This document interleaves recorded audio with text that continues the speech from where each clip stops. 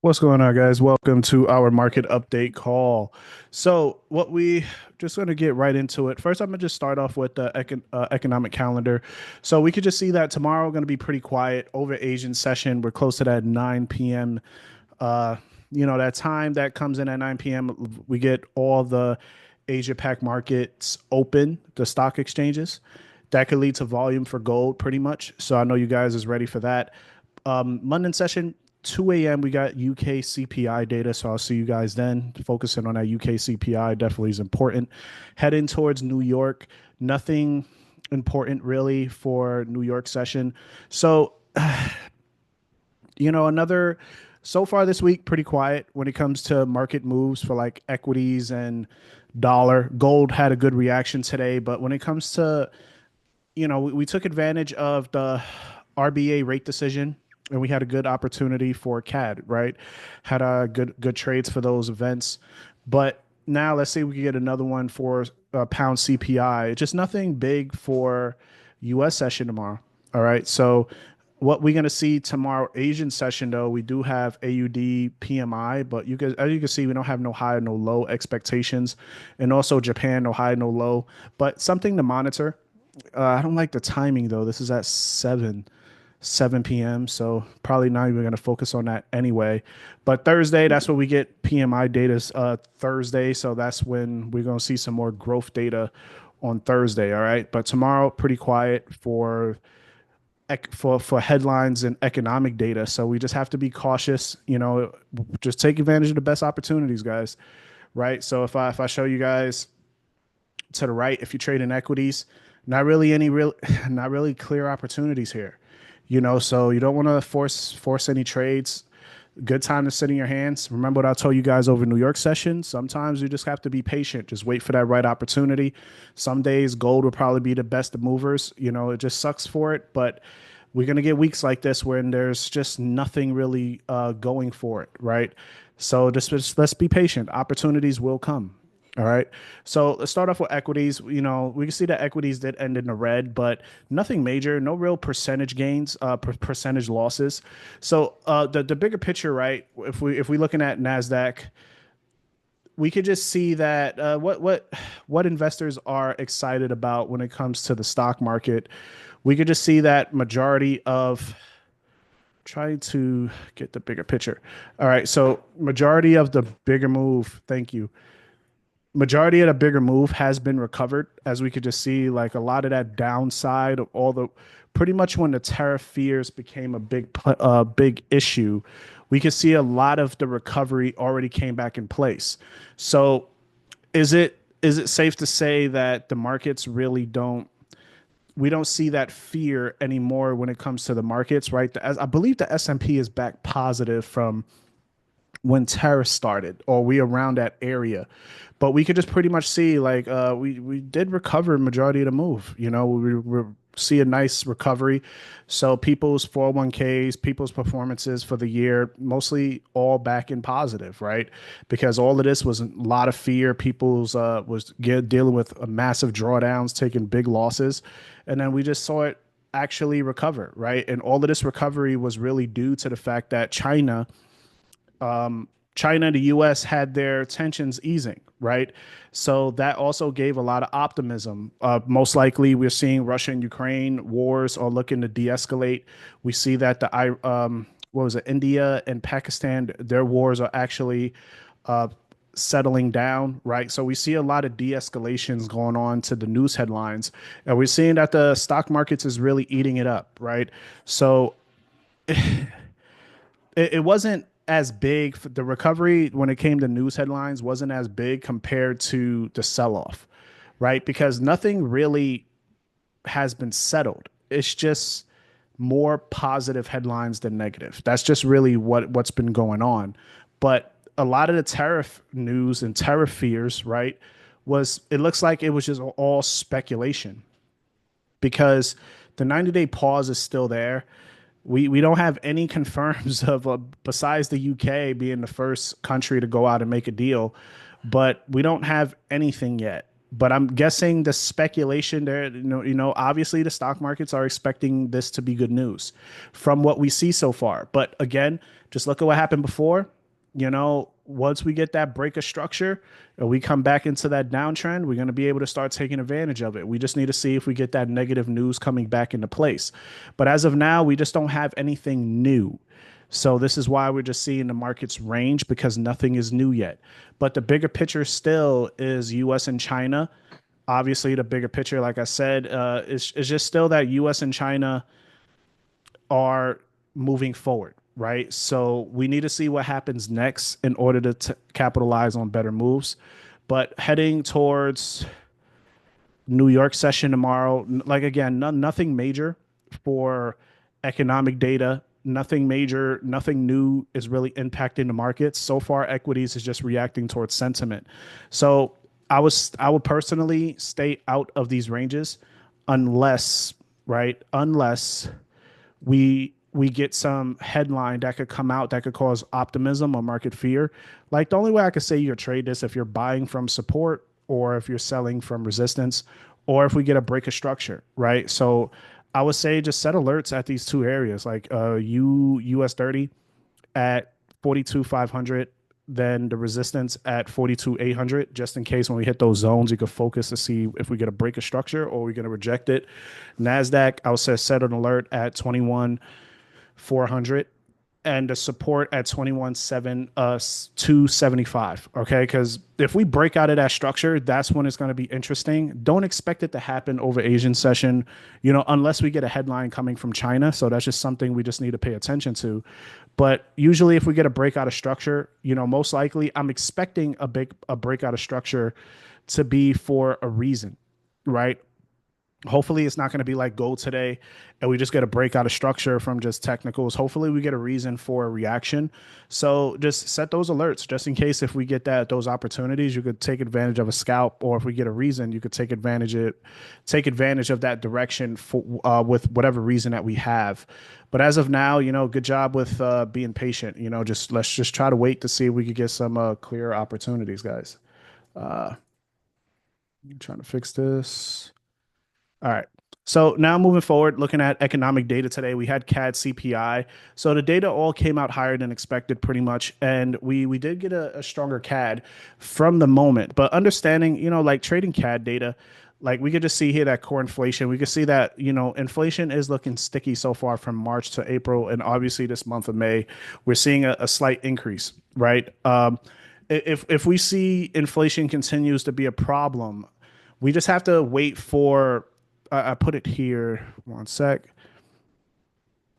Because what we're going to have to wait for is Bank of Canada speakers to come out, and let's see if they talk about if they see in sticky inflation, but if they see it being a long term problem or this is just temporary, right? Because what's going to matter is if Bank of Canada speakers see inflation being more of a longer term problem, this is where we're going to start expecting a hawkish policy from the Bank of Canada. More likely, we'll see them pause rates or the possibility of talking about hiking if they think inflation is going to impact. That higher inflation is going to cause an impact. But as of now, I would still focus on risk sentiment, right? And also tariffs, because that's really the main driver of the CAD currency. But if we see that the CAD starts gaining strength, obviously we focus on oil as well.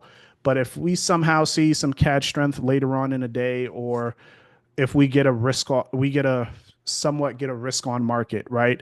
We could take advantage of pairs like CAD JPY could be a really good one. If we could see, any breaks of structure, like very, very choppy price action. But I will see if we could get, like, as of right now, not really a big picture, but I would like the idea of focusing on like pound CAD for tonight's CPI data, right? We can see this range.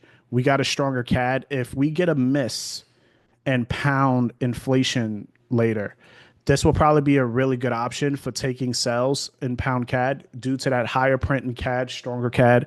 Plus, if we get a weaker UK, man, I think the sells for pound CAD would be a really good option if we could take advantage of that. All right. So I would personally look for that. And I also like the idea of looking at pound AUD, right? If we could if we get a stronger CPI print, then I would assume we could look at pound AUD for buys, right? Out of this breaker structure. If we could see, yeah, it's raining over here, so let me try to get this quick. But if we get a pound, like if we could get a stronger CPI data from this print, pound AUD buys would be the best option. Okay, because we want to trade divergence. We want to see a stronger currency against a weaker currency, especially when it comes to inflation, right? And if you want to be neutral, I say you could like look at GJ over that time as well. But just remember, a stronger pound, a stronger inflation, pound AUD buys. If we get weaker CPI, I think pound CAD sales would be the best bet. So that's what we can focus on over that time. And yeah, like right now when it comes to the CAD, nothing major, but we just gonna monitor it and see where it goes. So gold pushed higher for the pretty much pushed higher for the session, most likely a technical reaction. But what we want to see for bullish gold again, if geopolitical tensions escalate, right? This was old, but trade wars with the U.S. And Mexico and China, everything continues, right? Higher inflation expectations, like so. These are stuff fundamentally that you look for stronger gold. If we want to see bearish price action on gold, we want to see profit taking, stronger yen, stronger yield, stronger dollar, de-escalations of any kind. So that's just to give you guys a quick rundown on what to look for expectations. But when you see gold, good job for you guys that took advantage of those buys. I think that was amazing. But nothing really happened. Like does the markets is if it's like the markets are still anticipating tensions, right? We would have been seeing such a risk off market. We're not really seeing much in the other market space, but we just got that nice reaction on gold. We're really good breaks of structure. So pretty easy. It was nothing really hard about it. Once it started holding above resistance, we just saw it that it just took off. But moving forward, let's see what happens when it comes to where price is currently, right? Obviously, looking for a technical setup. I think if we can start breaking, if we see breaks below support, and if you want to take advantage of those sells, if we could hold below 32.88, right, that 32.88 zone, then I think we could take advantage of a nice scalp at least down to that support of 3280 or 3275 zone, right? That could be a really good opportunity at that time. If we see anything after 9 p.m., you want to take advantage of that scalp. Hopefully we could extend it lower if we could see need be. But I would prefer to see a range. I would like to see a range if nothing is really going on. I don't want to see just gold continue to just spike higher and higher and it's really nothing going on. So I would just like try to focus on. I would like to see a recovery because there was really nothing going on. But again, when it comes to price action, let's see what happens. All right. So if we start breaking above that 3305, obviously it's a higher probability we're just going to see gold just extend higher, right? If we just break above that high. So I will look for these two opportunities for the session, but just be patient. Let's see what happens. Understand that no news headlines has really impacted the markets. So just be patient. If you want to take technicals, just lower your risk. But let's see if we get some volume. All right. But good job for you guys that took those buys. Just try not to overtrade. So we had the rate decision earlier, and we can see that the Reserve Bank of Australia did cut rates by 25 basis points. So one of the main headlines that did come out that helped that additional weakness for the AUD currency, along with them cutting rates, it was because you can see that we did discuss a 25 basis point or 50. The fact that they was discussing a 50, I felt like that was that pretty much was the giveaway, right? That was the giveaway. When the central bank says that, that's kind of like giving us ideas that they're looking to cut rates aggressively. So the fact that we got that idea, we already could get the expectation that we could see they're expecting inflation to lower, right? They're not seeing inflation becoming so much of an issue. We can say today's cut policy somewhat less restrictive is another giveaway. So this is this was good. So from a monetary policy perspective, I'm expecting AUD weakness. So what we're going to focus on now is labor data, because we see that labor data is still one of the main focuses for them. That could also become an impact. But from a monetary policy perspective, I like a weaker AUD. So that's why I said, if we get a stronger CPI from the UK, I like the idea of pound AUD buys, right? But also, if we get a strong dollar, um, I like the ideas of AUD USD to the downside as well if we somewhat get a stronger dollar. So let's see what we could get. All right, when it comes to that. But good job for you guys that took advantage of that rate decision as well. Really, really good, real easy opportunities. Went over CAD. So US dollar overall range for today. Later Asian session, once we started hitting Asian session and right now, that's when we started seeing dollar finally breaking lower, breaking below that support.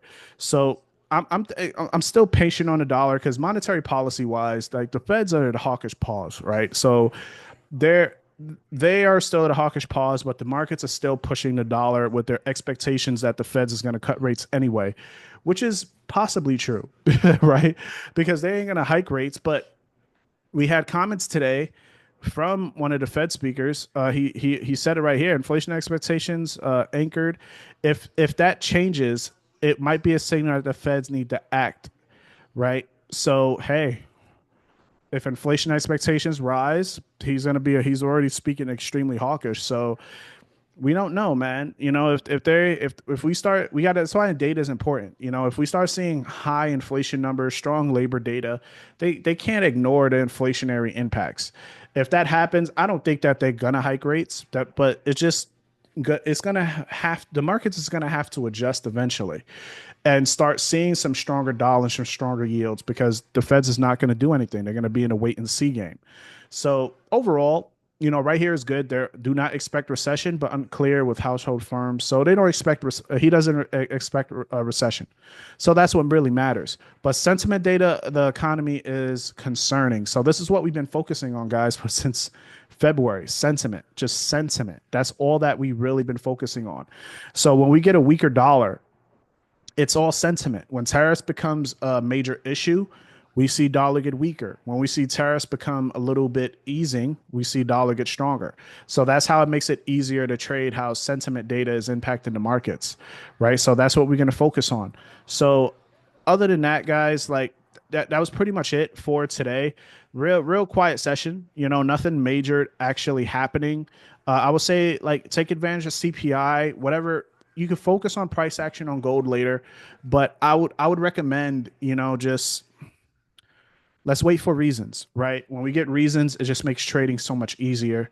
But if you take some technical trades, just be cautious, right? Because we don't really have anything that is actually driving the markets at the moment. All right, so trade safely, guys. Just get through the week. No over trading. Trade smart. If you guys have any questions, don't hesitate to reach out and ask.